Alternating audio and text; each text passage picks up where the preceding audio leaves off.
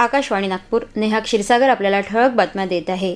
MahaMetro नागपूरने phase 2च्या कार्याला गती देत बुटीबोरी रेल्वे उड्डाणपुलाजवळ 19.63 मीटर लांबीच्या सर्वात मोठ्या पोर्टल बीमची यशस्वी उभारणी केली आहे.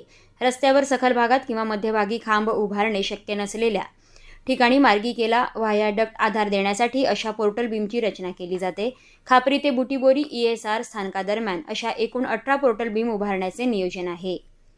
जागतिक ज्येष्ठ नागरिक दिनानिमित्त OC प्रोडक्शनतर्फे 20 ऑगस्ट रोजी 65 वर्षांवरील ज्येष्ठ नागरिकांसाठी विशेष फॅशन शो आयोजित करण्यात आला आहे.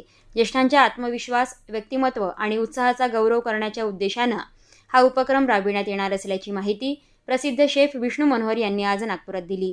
सहभागी होण्यासाठी पूर्वनोंदणी आवश्यक असून 5 ऑगस्टपर्यंत सराव वर्ग सुरू राहणार आहेत.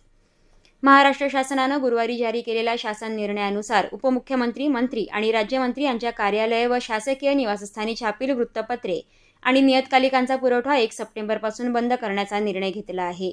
त्याऐवजी संबंधित मंत्र्यांनी ऑनलाईन वृत्तपत्रे आणि नियतकालिकांची सदस्यता घ्यावी, असं शासनाने निर्देश दिले आहेत. मुख्यमंत्री यांना या निर्णयातून अपवाद देण्यात आला आहे.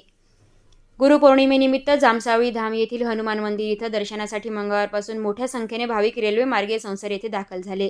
दर्शनानंतर गुरुवारी सकाळपासून भाविकांच्या सुरक्षित परतीच्या प्रवासासाठी संसर रेल्वे स्थानकावर मोठी गर्दी होती. मात्र मंदिर संस्थान आणि रेल्वे प्रशासनाच्या समन्वयामुळे भाविकांची ये-जा सुरक्षितपणे पार पडली. याबरोबरच हे बातमीपत्र संपलं. यापुढील बातमीपत्र रात्री 8:42 विविध भारतीवर प्रसारित होईल. नमस्कार.